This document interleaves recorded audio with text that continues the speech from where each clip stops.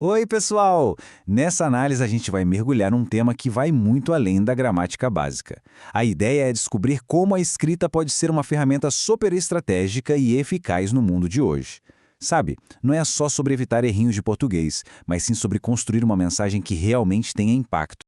E a gente já começa com a pergunta de US$ 1 milhão, né? Se parece que escrever ficou mais complicado, mais exigente, não é só impressão. É porque a coisa toda mudou mesmo. As demandas sobre como a gente escreve e principalmente por que a gente escreve evoluíram de uma forma impressionante. Olha só essa transição, é muito clara. A gente saiu, digamos, da pena e do papel para a tela do celular.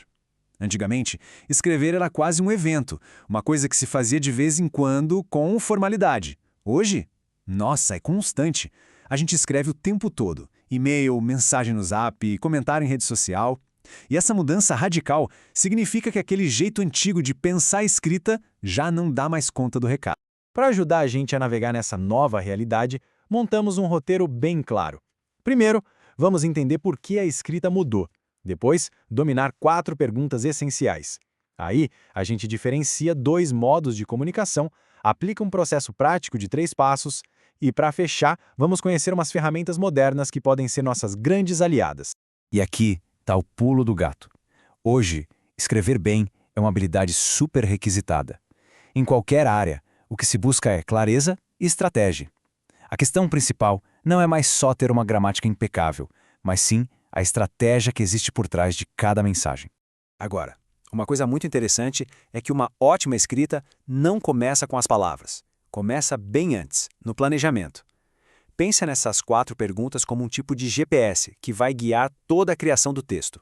Primeira pergunta: qual é o papel de quem está escrevendo? É um amigo falando com outro? Um colega de trabalho? Um aluno escrevendo para um professor? Definir esse papel já estabelece o tom, o vocabulário, o conteúdo. A mensagem para um colega, por exemplo, é bem diferente daquela para um amigo próximo.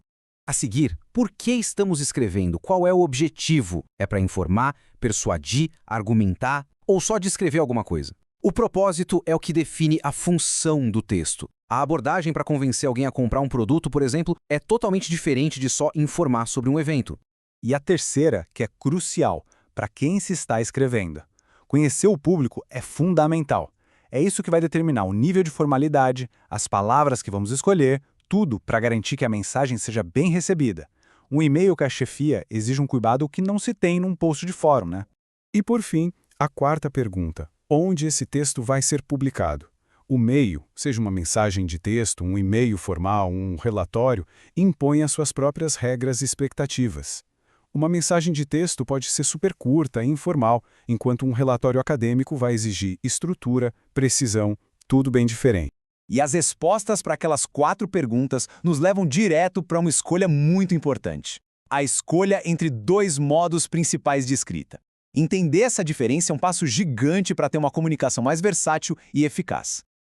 Então, o ponto central é o seguinte: a escrita interacional, ela quer criar conexão. Ela usa uma linguagem mais próxima da fala, sabe? Com contrações, pronomes pessoais. Já a escrita informacional tem foco total na precisão e na clareza dos fatos. A linguagem é mais formal, cheia de substantivos e palavras mais complexas. E isso fica muito claro na prática. Pesquisas mostram que textos como cartas pessoais e posts em redes sociais são super interacionais. Por outro lado, artigos acadêmicos são quase que puramente informacionais. E o mais curioso é que muitos textos da web, como uma avaliação de produto, por exemplo, acabam misturando os 2 modos. Ok, com a estratégia clara, vamos para a execução. Esse processo de 3 passos é o que transforma as ideias num texto finalizado e bem polido. E o legal é que é um framework que funciona para qualquer tipo de escrita, da mais simples até a mais complexa. Então, primeiro o planejamento, que é a preparação. Depois vem o rascunho. E aqui a regra de ouro é: não pare, é só escrever. Se a gente para o tempo todo para checar o dicionário, a gente perde o fluxo das ideias. A correção fica para a terceira e última etapa, a revisão. É aí que o texto é organizado, editado e refinado até chegar na versão final. E por falar na fase de revisão, a tecnologia pode ser uma baita aliada. É claro que as ferramentas modernas não substituem o pensamento estratégico, mas elas são incrivelmente úteis para a gente dar aquele polimento final no texto. Dá uma olhada nesse exemplo.